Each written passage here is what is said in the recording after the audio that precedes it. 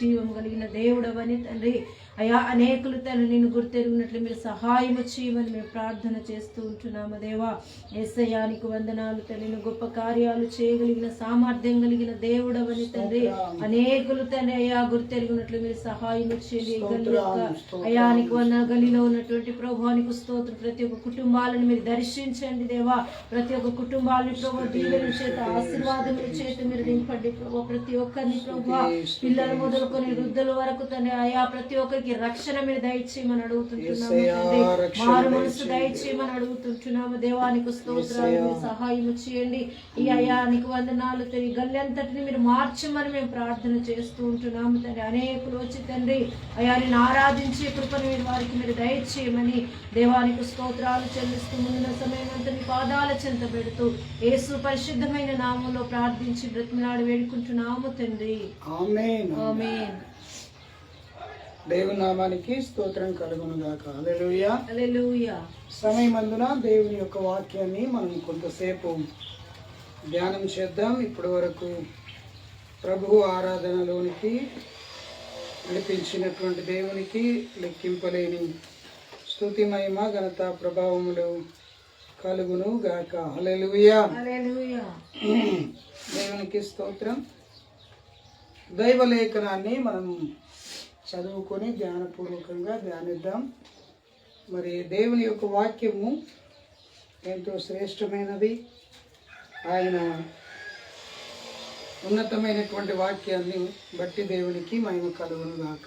ఆమేన్. హల్లెలూయా. పరిశుద్ధ గ్రంథం నుండి ఆది కాండం 24వ అధ్యాయము మనం ఒకసారి చదివి ప్రభు సన్నిధిలో ముందుకు వెళ్దాం.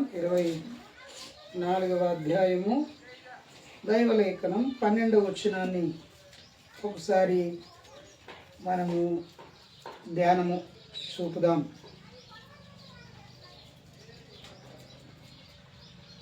12వ వచనం. నా యజమానుడగు అబ్రహాము దేవుడవైన యెహోవా, నేను వచ్చిన కార్యమును త్వరలో సఫలము చేసి నా యజమానుడగు అబ్రహాము మీద అనుగ్రహము చూపుము. ప్రార్థన. పరిశుద్ధుడా, ప్రేమ కలిగిన మా తండ్రి, కృప కలిగిన మా యేసయ్య, ఇంతవరకు పాటల ద్వారా, ఆరాధన ద్వారా, బైబిల్ పాఠం ద్వారా నీవు మహిమ పొంది ఉన్నావని మేము నమ్ముచున్నాం. ప్రభువా, మమ్మలను ప్రేమించి ఈ దినాన్ని మాకు అనుగ్రహించావు. అందుని బట్టి నీకు స్తోత్రం చెల్లిస్తున్నాం. నీ వాక్య ధ్యానములో నుండి మేము నేర్చుకోవలసిన సంగతులను ఈ రోజున మీరు మాకు దయచేయమని ప్రార్థిస్తూ యేసు నామమున ప్రార్థన చేసి వేడుకుంటున్నాం తండ్రి. ఆమేన్. ఆమేన్. ఆమేన్. దేవుని పరిశుద్ధ నామమునకు మహిమ కలుగును గాక. కూడి వచ్చిన దైవ బిడ్డలందరికీ కూడా మన ప్రభువును ప్రియ రక్షకుడైన యేసుక్రీస్తు నామమున మీ అందరికీ వందనాలు. పరిశుద్ధ లేఖనముల నుండి ఆది కాండము 24వ అధ్యాయము 12వ వచనం మనము శ్రద్ధగా అక్కడ మనం చదివితే, అబ్రహాము దాసుడైనటువంటి నమ్మకమైనటువంటి దాసుడైన ఎలియాజరు దేవుని సన్నిధిలో ప్రార్థన చేస్తున్న ఆ ప్రార్థన విధానం మనకు అక్కడ కనబడుతూ ఉంది. ప్రియులారా, అబ్రహామును దేవుడు పిలిచి అబ్రహామునకు దేవుడు ఆశీర్వదించి అబ్రహామునకు మరి 100 సంవత్సరాల వయసు కలిగినటువంటి సమయంలో మంచి చక్కని కుమారుని అనుగ్రహించి ఆ కుమారుడుకి ఇస్సాకు అనేటువంటి పేరును పెట్టి వారు జీవిస్తున్నటువంటి సందర్భాన్ని మనం గమనిస్తే, అబ్రహాము కుమారుడైనటువంటి ఇస్సాకు వయసు యందు, బుద్ధి యందు, జ్ఞానమందు ఆయన పెరిగి పెద్దవాడై మరి మంచి ఉన్నతమైనటువంటి స్థితిలో ఆ కుమారుడు వర్ధిల్ల చేయబడిన తర్వాత మరి యొక్క వివాహ వయసు వచ్చినప్పుడు అబ్రాహాము తన యొక్క నమ్మకమైనటువంటి దాసుడిని పిలుచుకొని తన ఇంటిలో ఉన్నటువంటి పెద్ద దాసుని, నమ్మకస్తుడైనటువంటి దాసుని పిలుచుకొని ఆయనతో ఇలా చెప్తాడు. 24వ అధ్యాయము 2-3 వచనాలు.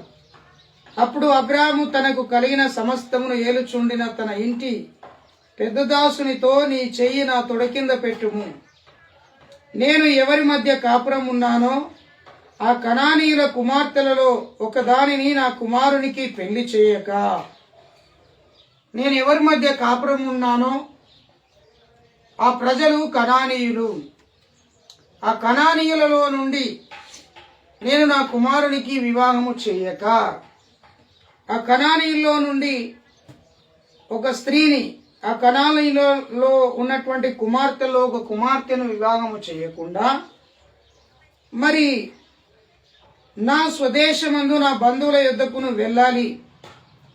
ఇస్సాకుకు కావలసినటువంటి నా కుమారునికి భార్యను తెచ్చినట్లు ఆకాశము యొక్క భూమి యొక్క దేవుడైన యెహోవా తోడని నీ చేత ప్రమాణము చేయించేదనెను. ఎలియాజరు అనేటువంటి దాసుడు అబ్రహామునకు పెద్ద దాసుడుగా ఉన్నాడు. ఇస్సాకు వయస్సు జ్ఞానమందు పెరిగి పెద్దవాడై వివాహ వయసు వచ్చినప్పుడు తండ్రి ఆలోచన చేశాడు.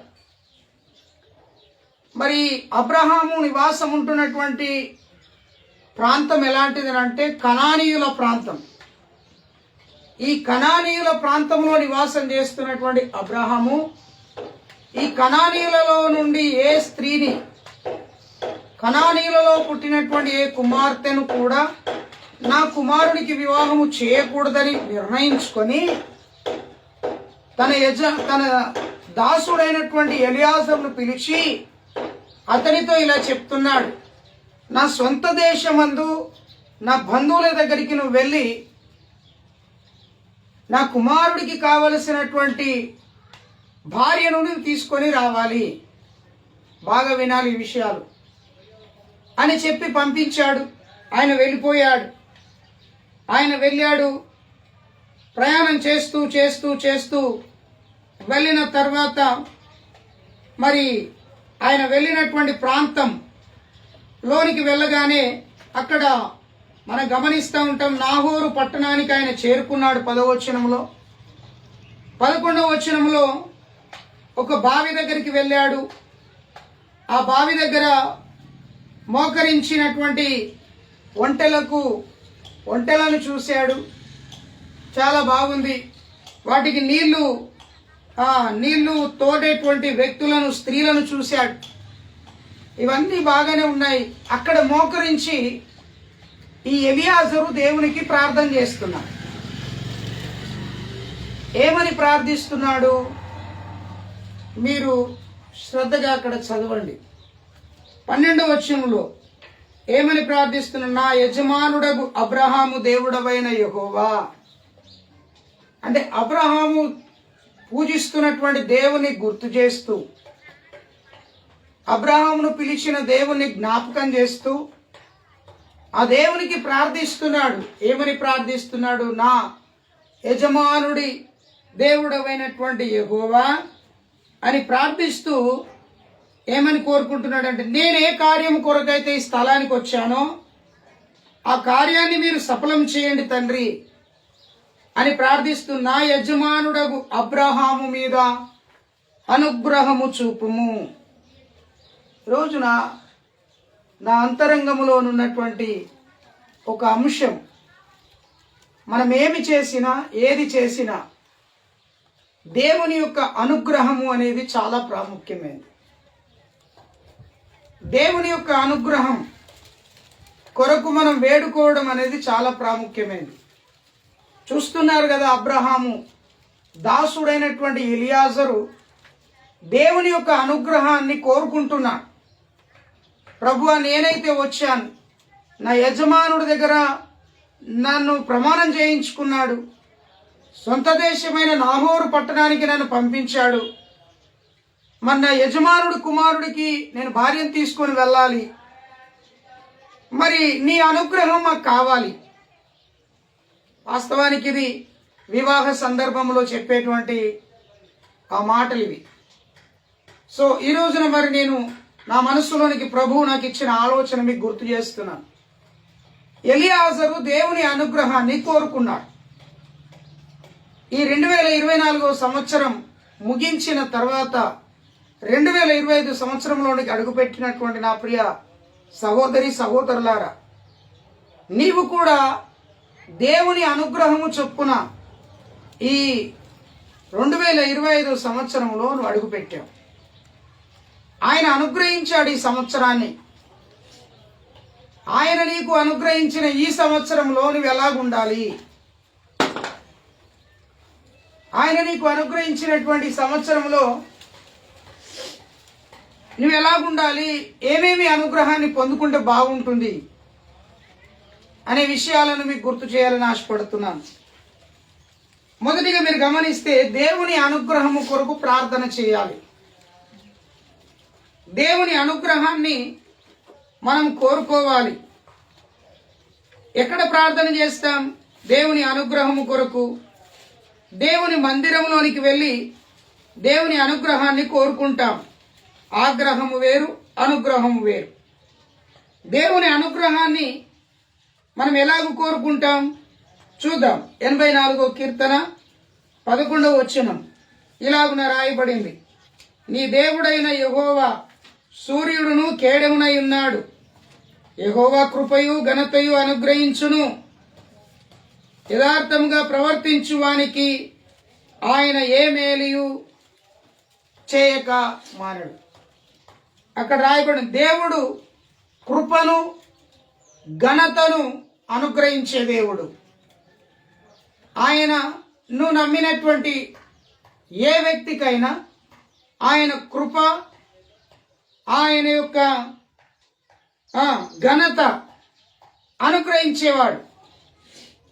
కృప చాలా ప్రాముఖ్యమైనటువంటి విషయం. ఆయన కృప లేనిది మనం ఎన్నడూ కూడా బ్రతకలేం. భక్తుడు రాసినటువంటి వాక్యములలో చదువుతాం, ప్రభువా నీ కృప నాకు చాలును. పౌలు చెప్తాడు, ప్రభువా నీ కృప నాకు చాలు, నీ కృప ద్వారా నేను రక్షింపబడ్డాను, నీ కృప ద్వారా నేను రక్షణలోనికి రావటమే కాకుండా నీ కృప ద్వారా నేను బ్రతుకుచున్నాను అని చెప్తాడు. సో కృప అనేది దేవుడి దగ్గర నుండి అనుగ్రహించబడింది. ఘనత కూడా దేవుని దగ్గర నుండి అనుగ్రహించబడింది. యెహోషువ అంటాడు, దేవుని సన్నిధికి వెళ్ళినప్పుడు నేను దేవుణ్ణి గణపరుస్తాను, దేవుడు నన్ను గణపరుస్తాడు. మనం చాలాసార్లు మనల్ని మనము గణపరుచుకుంటాం, మనల్ని మనము హెచ్చించుకుంటాం, మనల్ని మనము గణపరిచేటువంటి మాటలను ఉపయోగిస్తూ ఉంటాం. చాలా జాగ్రత్తగా మీరు ఆలోచించాలి. మనల్ని మనము గణపరుచుకుంటే ఘనత మనకు రాదు. మనము దేవుని గణపరిచినప్పుడు, మనం దేవుని మహిమపరిచినప్పుడు, మన ద్వారా దేవుని నామము హెచ్చింపబడినప్పుడు, గణపరచబడినప్పుడు ప్రభువు మనల్ని హెచ్చిస్తాడు. అందుకే పరిశుద్ధ లేఖనములు అంటాడు, నేను నిన్ను తోకగా ఉంచలేదు కానీ తలగా ఉంచానని అంటాడు. నేను నిన్ను గణపరుచుతున్నాను అని అంటాడు. నన్ను గణపరిచిన వారిని నేను గణపరుస్తానని అంటాడు. అంటే దేవుని గణపరిచినప్పుడు, దేవుని కృపను పొందుకున్నప్పుడు తప్పకుండా దేవుని అనుగ్రహం అనేది నీ మీదకి వస్తుంది. ఇవి జరగాలంటే నీవు ప్రార్థన చేయాలి. ఎలియాజరు దేవునికి ప్రార్థన చేస్తున్నాడు. ఎలియాజరు దేవునికి మొరపెడుతున్నాడు, ప్రభువా నా యజమానుడి దేవుడమైనటువంటి యెహోవా నీ అనుగ్రహము నా యజమానుడి కుటుంబం పైన మీరు ఉంచండి. నేను వచ్చినటువంటి పనిని సఫలం చేయండి. ఈ పని సఫలం కావాలంటే నీ అనుగ్రహం కావాలి. బయలుదేరేటప్పుడు బయలుదేరాడు, ప్రయాణం చేశాడు, అంతా బాగానే ఉంది. కానీ స్త్రీని చూడకముందు, అనగా తన యజమానుడి యొక్క కుమారుడికి భార్యను చూడకముందు దేవుని అనుగ్రహాన్ని అడిగాడు. మనం చాలాసార్లు దేవుని మందిరానికి వెళ్ళినప్పుడు, ప్రభు నా మీద అనుగ్రహించటం లేదు, నా మీద కనికరించటం లేదు అని మనం ఈ మాటలు పలుకుతూ ఉంటాం. కనుక ఈ రోజున పరిశుద్ధ లేఖనం నుండి మీకు గుర్తు చేస్తున్నాను, నీవు దేవుని ద్వారా అనుగ్రహింపబడిన వ్యక్తిగా ఉండాలి అని దేవుడు సేవకుడిగా కోరుకుంటున్నాను. మొదటిగా మీరు చూడండి, కొరింథీయులకు రాసిన మొదటి పత్రికలో మీరు 6వ అధ్యాయములో మీరు చదివితే 19వ వచనములో చక్కని మాటలు ఇలాగుంటాయి. ఏమని ఉంటాయి? 19వ వచనం, మీ దేహము దేవుని వలన మీకు అనుగ్రహింపబడినది, మీలోనున్న పరిశుద్ధాత్మకు ఆలయమై ఉన్నదని మీరు ఎరగరా? మీరు మీ సొత్తు కారు, విలువ పెట్టి కొనబడిన వారు గనుక మీ దేహముతో దేవుణ్ణి మహిమపరచుడి. నంబర్ 1, మీ దేహము దేవుని వలన అనుగ్రహించబడింది. ఈ దేహము అనేది దేవుని వలన అనుగ్రహించబడింది అని నువ్వు ఖచ్చితంగా గుర్తుంచుకోవాలి. పౌలు కొరింథీ సంఘానికి ఏమని తెలియజేస్తున్నాడంటే, మీ దేహములు దేవుని వలన అనుగ్రహించబడ్డాయి. ఎలాగునా? ఆదికాండం చూడండి, ఆదికాండం 2వ అధ్యాయం చదువుదాం. 2వ అధ్యాయం దయచేసి తీసుకురండి. 2వ అధ్యాయము. దేవునికి మహిమ కలుగునుగాక, దేవునికి స్తుతి మహిమ ఘనత ప్రభావములు కలుగునుగాక. 2వ అధ్యాయము చదువుదాం. 3వ వచనం అక్కడ చదువుతున్నాను. కాబట్టి దేవుడు ఆ 7వ దినమును ఆశీర్వదించి పరిశుద్ధపరిచెను. ఏలయనగా దేవుడు తాను చేసినటువంటి సృజించినటువంటి తన పని అంతటిని నుండి విశ్రమించెను. దేవుని వలన అనుగ్రహించబడినటువంటి దేహం. బాగా గమనించాలి. 7వ వచనం, దేవుడైన యెహోవా నేలమంటితో నరుని నిర్మించి వాని నాసికా రంధ్రములో జీవవాయువు ఊదగా వారు జీవాత్మ ఆయను. నరుడు జీవాత్మ ఆయను. అంటే ఎవరు నిర్మించారు? నేలమంటితో ఎవరు నిర్మించారు? దేవుడు నిర్మించాడు.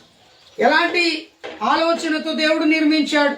మొదటి అధ్యాయం 26వ వచనం, దేవుడు తన స్వరూపమందు తన పోలిక చొప్పున నరులము చేయుదము. 27వ వచనం, దేవుడు తన స్వరూపమందు నరుని సృజించాడు. బాగా గమనించాలి. దేవుని స్వరూపమందు నరుడు సృజింపబడ్డాడు. అంటే ఈ దేహం ఎవరిది? దేవుని వలన అనుగ్రహించబడినది. మరి దేహము దేవుని వలన అనుగ్రహింపబడినప్పుడు ఈ దేహమును నువ్వేం చేయాలి? జాగ్రత్తగా నీవు కాపాడుకోవాలి. అక్కడ మనం చదువుతున్నాం.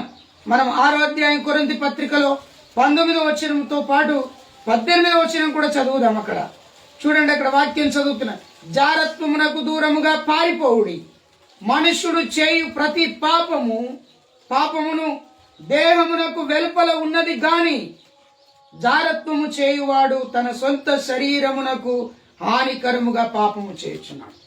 అంటే దేవుడు అనుగ్రహించినటువంటి దేహాన్ని మనుష్యుడు పాడు చేసుకుంటున్నాడు. ఎందుకు పాడు చేసుకుంటున్నాడు? పాపమును బట్టి. పాపము ఎక్కడి నుండి వచ్చింది? ఆది నుండి మనుషుడికి సంతృప్తమైంది. చూడండి, రోమ పత్రికలు మనం చదివితే బైబిల్ గ్రంథంలో స్పష్టంగా మనకు దేవుని వాక్యము మనకు గుర్తు చేస్తూ ఉంటారు. వాక్యాన్ని చదవటానికి ప్రయత్నం చేయండి. దేవునికి స్తోత్రం కలుగును గాక. పాపము ఎక్కడి నుండి ప్రారంభించబడింది? సృష్టిలో మానవుని తయారు చేసిన తర్వాత దేవుడు చెప్పినటువంటి మాటను వినక పాపము ప్రారంభించబడ్డది. రోమపత్రిక 5వ అధ్యాయం 19వ వచనం, ఏలయనగా ఒక మనుష్యుని అవిధేయత వలన అనేకులు పాపులుగా ఎలాగు చేయబడిరో అలాగే ఒకరి విధేయత వలన అనేకులు నీతిమంతులుగా చేయబడతారు. అంటే అవిధేయత వలన మనుషుడు పాపమునకు లోనయ్యాడు. ఆ పాపము బాగా గమనించాలి. పాపము అనేది అక్కడ వాక్యము స్పష్టంగా ఉంటది. ఏమని? పాపము అనేది బయట నుండి లోనికి వచ్చింది, కానీ శరీరము ద్వారా చేయబడినటువంటి పాపము దేహము ద్వారా చేయబడినటువంటి పాపం, అది జారత్వం కావచ్చు, వ్యభిచారం కావచ్చు, ఇంకేదైనా కావచ్చు, దాని ద్వారా చేయబడినటువంటి ఆ పాపము వలన దేహం ఏమైతుందంట? దేహం ఏమైపోతుంది? పాడైపోతుంది. అంటే దేహం ఏంటిది? దేవుని యొక్క ఆలయం. దేహం ఏంటిది? దేవుని ఆలయం. అంటే నీ దేహమును నువ్వు శుద్ధిగా ఉంచుకోవడానికి నువ్వు ప్రయత్నించాలి. ఎందుకు శుద్ధిగా ఉంచుకోవాలి? ఆ దేహము దేవుని వలన నీకు అనుగ్రహించబడింది. అందుకే మత్తయి సువార్తలో యేసు ప్రభుల వారు చెప్తా ఉంటారు, నీ దేహమునకు దీపము కన్నే గనుక అని అంటాడు. నీ దేహానికి దీపం ఏంటిది? కన్ను. వెలుగునిచ్చేది, నడిపించేది, చూపించేది, జాగ్రత్త పడేటట్టుగా చేసేది నీ దేహానికి ఉండేటువంటి కన్నే నీకు దీపంగా ఉంటాయి. అలాగనే నీ దేహము దేవుని వలన అనుగ్రహించబడింది. అంటే అప్పుడు అనుగ్రహించబడినప్పుడు పరిశుద్ధంగా అనుగ్రహించబడింది. దాన్ని మనం ఏం చేశాం? పాపము వలన, ఇహలోక సంబంధమైనటువంటి ఇచ్చల వలన, కార్యముల వలన మనం ఏం చేశాం? పాపము చేయటం వలన దేవుని యొక్క దేహమును, దేవుడు నీకు అనుగ్రహించిన దేహమును మనం పాడు చేసుకొని పాప స్థితిలో ఉంటూ, పరిశుద్ధమైనటువంటి సంఘమునకు దూరంగా ఉంటూ, పరిశుద్ధుడైన దేవునికి దూరంగా ఉంటూ మనము దేవుడు అనుగ్రహించినటువంటి దేహాన్ని అపవిత్రపరచుకుంటున్నాం. అందుకే ఆ పౌలు స్పష్టంగా అంటాడు, దేవుని వలన అనుగ్రహింపబడినటువంటిది దేహం, అయితే మీలో ఉన్న పరిశుద్ధాత్మకు అది ఆలయం. అంటే పరిశుద్ధాత్మ దేవుడు నీలో నివసించాలి, పరిశుద్ధాత్మ దేవుడు నిన్ను నడిపించాలి, పరిశుద్ధాత్మ దేవుడు నిన్ను కాపాడాలి, నీకు బోధించాలి, నిన్ను సత్యములో నిలబెట్టాలి. నీకు కావలసినటువంటివన్నిటి కొరకు పరిశుద్ధాత్మ దేవుడు నీకు సహాయం చేయాలి అని అంటే నీ దేహం ఏమై ఉండాలి? పరిశుద్ధంగా ఉండాలి. ఈ పరిశుద్ధాత్మ దేవుడు ఎక్కడ నివసిస్తాడు? నీ దేహంలో నివసిస్తాడు. ఎలా నివసిస్తాడు? నీవు మారుమనసు పొంది పశ్చాత్తాపపడి యేసే నిజమైన దేవుడని అంగీకరించి బాప్తిస్మం పొందిన తర్వాత పరిశుద్ధాత్మ దేవుడు నీలోనికి వస్తాడు. ఆ పరిశుద్ధాత్మ దేవుడు నిన్ను నడిపిస్తాడు, పోషిస్తాడు, కాపాడుతాడు, సత్యములో నిన్ను నిలబెడతాడు. పాపము చేయకుండా పరిశుద్ధత కలిగి ఉండటానికి ప్రయత్నించటానికి నీకు కావలసినటువంటి ఈవులన్నీ కూడా అనుగ్రహిస్తాడు. సో అలాంటి ఈవులన్నీ అనుగ్రహిస్తున్నటువంటి ఆ దేవుని యందు, దేవుడు నివసించేటువంటి దేహము యందు నువ్వు అపవిత్రతను కలిగి ఉండటానికి ప్రైజ్ ది లార్డ్. హల్లెలూయా. అంటే దేహము దేవుని వలన అనుగ్రహించబడినది. దాన్ని నువ్వు పాడు చేస్తున్నావు, సిగరెట్లకని, మత్తుకని, ఏమండి ఇంకా దేవునికి స్తోత్రం, ఇంకేం చేస్తున్నావు? పాపం చేయటానికని, ఇంకా రకరకాలైనటువంటి క్రియల కోసమని నువ్వేం చేస్తున్నావు అంటే దాన్ని నువ్వు పాడు చేసుకుంటుంటున్నావు. దేవునికి స్తోత్రం కలుగును గాక. హల్లెలూయా. దేవుడు నీ దేహమును నీవు జాగ్రత్తగా కాపాడుకోవడానికి ప్రయత్నం చేయాలి. దేవునికి స్తోత్రం. హల్లెలూయా. నీ శరీరానికి ఒక గీత పడితే, ఒకటి కోసుకుంటే నీ ప్రాణం విలవిల్లాడుతుంది కదా, అవునా కాదా? అయితే ఇక్కడ గమనించాలి, నీ శరీర సంబంధమైనటువంటి యొక్క మాంసానికి గాయమైతే ఇంత బాధపడితే, మన ఆత్మ సంబంధమైనటువంటి దేవుడు నీలో నివసించడానికి ఎన్నుకున్నటువంటి నీ దేహమును, దేవుడు అనుగ్రహించిన దేహాన్ని నువ్వు పాడు చేస్తే ప్రభు ఎంత బాధపడతాడు? ప్రభు ఎంత బాధపడతాడు? ఒకసారి మనం ఆలోచించాలి. మరి ఈ దేహం ఏం చేయబడుతుంది? అయ్యో, భూమి మీద ఉన్నంత కాలం ఈ దేహం ఉంటుంది. వయసు పెరిగిన కొద్దీ దేహం అంతా కూడా రకరకాలుగా మారుతుంది. కానీ పరిశుద్ధ గ్రంథంలో కొరింథీ పత్రికలో 15వ అధ్యాయంలో మీరు చదవండి.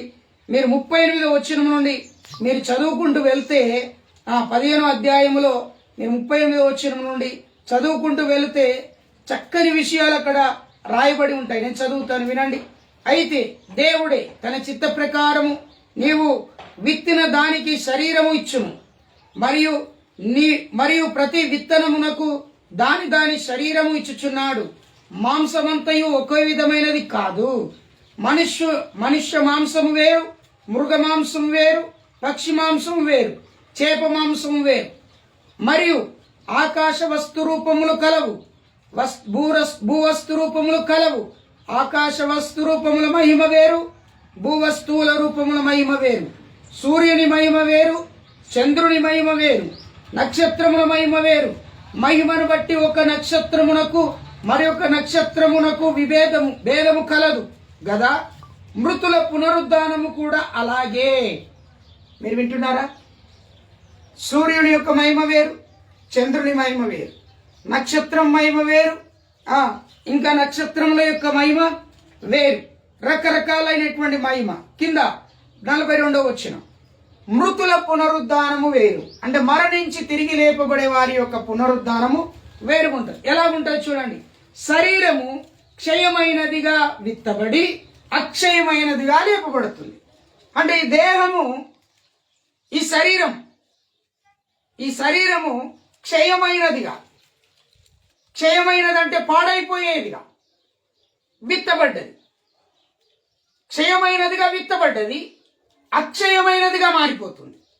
అంటే క్షయమైనటువంటి శరీరం, ఈ క్షయమైనదిగా విత్తబడినటువంటి ఈ శరీరం బలహీనతలుంటాయి, భయంకరమైన శోధనలు ఉంటాయి.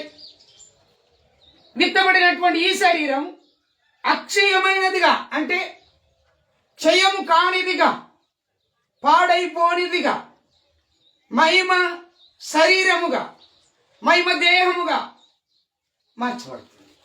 హల్లెలూయా, స్తోత్రం, హల్లెలూయా. బాగా గమనించాలి. ప్రకృతి సంబంధమైనటువంటి శరీరము అది విత్తబడుతుంది. అయితే ఆత్మ సంబంధమైన శరీరం లేపబడుతుంది. ప్రకృతి సంబంధమైనది ఏంటిది? మానవ శరీరం, అది విత్తబడింది. అయితే ఆత్మ సంబంధమైన శరీరం లేపబడుతుంది. అందుకే యేసు ప్రభువు మరణించి తిరిగి 3వ దినమున లేపబడినప్పుడు సమాధులు తెరవబడి సమాధులలో నుండి వారు లేపబడి అని వాక్యం ఉంటుంది. మరి ఎముకలే కదా అక్కడ ఉన్నాయి. మరి దేహం ఎక్కడి నుండి అమర్చబడింది? అదే అక్షయమైనది. అది క్షయమైపోయింది ఏంటిది? శరీరం.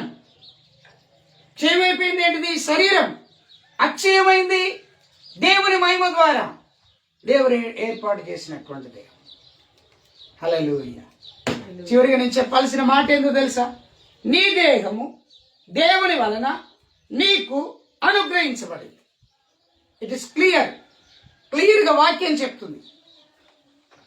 కొరింథీ పత్రికలో 6వ అధ్యాయం 9వ వచనంలో క్లియర్, 19వ వచనంలో 18, 19, 20 వచనాలు చదివితే క్లియర్గా చెప్తుంది. నీ దేహము దేవుని వలన నీకు అనుగ్రహించబడ్డారు. ఎలాగునా? మీరు విలువ పెట్టి కొనబడిన వారు. ప్రభు నీ కోసం విలువ పెట్టాడు. ఏం విలువ పెట్టాడు? తనను తాను తగ్గించుకొని పరలోకం నుండి భూలోకానికి వచ్చి తనను తాను రిక్తుడిగా చేసుకున్నాడు, అప్పగించుకున్నాడు. యజమానుడిగా ఉండవలసిన వాడు దాసుడి స్వరూపాన్ని ధరించుకున్నాడు. దాసుడి స్వరూపమును ధరించుకొని రిక్తుడిగా చేసుకున్నాడు. అంటే మీరు అర్థం చేసుకోవాలి, నిన్ను విలువ పెట్టి కొనడానికి గల కారణం ఏంటిది? నీ దేహం అంతా చెడిపోయింది. దేవుని ఆలయంగా ఉండవలసిన దేహం, దేవుని పూజించవలసిన దేహం, దేవుణ్ణి మహిమపరచవలసిన దేహం, దేవుని కృపతో ఉండవలసినటువంటి దేహం పాడైపోయింది. గనుకని ఆయన ఏం చేశాడట తెలుసా అండి? నీ దేహమునకు, నీ దేహాన్ని కాపాడుటకు, నీ దేహమును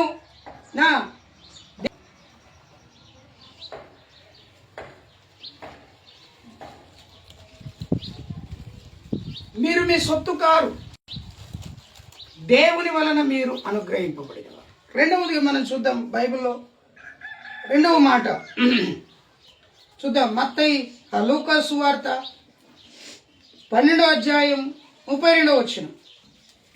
ఈ లూకా సువార్తలో చక్కగా చాలా విషయాలు మనం అక్కడ గమనిస్తూ ఉంటాం. చూడండి, అక్కడ లూకా సువార్తలో మరి మొదటి నుండి మనం చదువుతున్నప్పుడు మరి ఆ దేవుని యొక్క వాక్యంలో చాలా విషయాలు జ్ఞాపకం చేస్తూ ఉంటాడు. మానవుని యొక్క స్థితిగతిని గురించి ప్రభు అక్కడ స్పష్టంగా తెలియపరుస్తాడు. మరి 15, 13, 14 వచనాల నుండి మొదలు పెడితే 21 వరకు 30 వరకు చదివితే 21 వరకు చదివితే ధనవంతుని గురించి రాయబడుతుంది. అలాగే మనం గమనిస్తే 22 నుండి మరి 34 వరకు చదివితే మనుషుడి యొక్క జీవితంలో విచారం కొట్టివేయబడితే అంశాన్ని గురించి ప్రభు వారికి తెలియపరుస్తాడు. దేవునికి స్తోత్రం కలుగును గాక, హల్లెలూయా. దేవునికి మహిమ కలుగును గాక, హల్లెలూయా. కనుక ప్రియమైనటువంటి దేవుని బిడ్డలారా, ఇక్కడ మనం నేర్చుకోవాల్సిన విషయం రెండవదిగా ఈ 32వ వచనంలో యేసు ప్రభువుని వెంబడించినటువంటి శిష్యులు ఎవరైతే ఉన్నారో ఆ శిష్యులు అనేటువంటి ప్రజలు ఆయనను వెంబడించినప్పుడు అక్కడ మనము గమనిస్తూ ఉంటాం. ఆయన అనేకుడు వెంబడించారు. అందరిలో నుండి 12 మంది మాత్రం మిగిలిపోయారు. ఈ 12 మంది అనుకుంటా ఉంటారు, మేము చిన్న గుంపే, చిన్నవారమే. ప్రభు వారిని ఉద్దేశించి చెప్తా ఉంటాడు, చిన్న మంద, మీరు భయపడకండి. ఎందుకు భయపడకూడదు? అక్కడ ఉంది, అక్కడ మీకు రాజ్యం అనుగ్రహించుటకు మీ తండ్రికి ఇష్టమై ఉన్నది. మిమ్మల్ని ఎవరైతే పిలిచారో, మీరు ఎవరినైతే వెంబడిస్తున్నారో, మీ తండ్రి యొక్క ఉద్దేశం ఏమై ఉన్నదంటే మీకు రాజ్యం అనుగ్రహించాలి.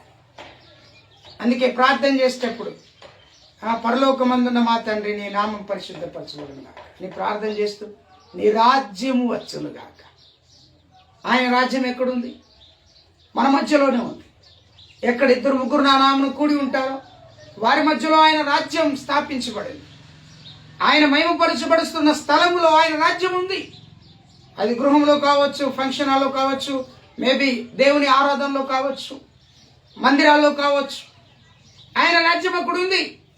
అందుకే అంటాడు, మీరు ఈ లోక రాజ్య సంబంధులు కారు, మీరు నా సంబంధులు, పరలోక రాజ్య సంబంధం. మనం దేవుని యొక్క రాజ్య సంబంధులముగా, దేవుని యొక్క రాజ్య సంబంధికులముగా మనం మారాలి. యేసు ప్రభు శిలువకు అప్పగించబడినప్పుడు పిలాతు అడుగుతూ ఉంటాడు, పిలాతు నువ్వు రాజు అంటే నేను రాజునే అని అంటాడు. అన్న తర్వాత నా రాజ్యము వేరు, నీ రాజ్యం వేరు. మనము వెళ్ళేటువంటి రాజ్యం వేరు, అది పరలోక రాజ్యం. అందుకే సువార్త ప్రకటించేటప్పుడు మత్తయి సువార్తలో 3 అధ్యాయములు కావచ్చు, లూకా సువార్తలో కావచ్చు, మార్కు సువార్తలో కావచ్చు, యోహాను సువార్తలో కావచ్చు, అక్కడ ఇలా రాయబడి ఉంటుంది, పరలోక రాజ్యము సమీపించి ఉన్నది. అరే పరలోక రాజ్యం సమీపించి ఉన్నది. చాలామంది అనుకో ఇంకా వస్తుంది అని ఎదురు చూస్తూ ఉంటారు. పరలోక రాజ్యం ఇంకా వస్తుంది. పరలోక రాజ్యం ఎక్కడ లేదు, మన మధ్యలో పరిశుద్ధుల సావాసములో ఉంది. ప్రైజ్ ది లార్డ్, హల్లెలూయా. ఆయన రాజ్యములో నువ్వేం కావాలి తెలుసండి? నిలిచి ఉండాలి. ఆయన నీకేం అనుగ్రహించాడు?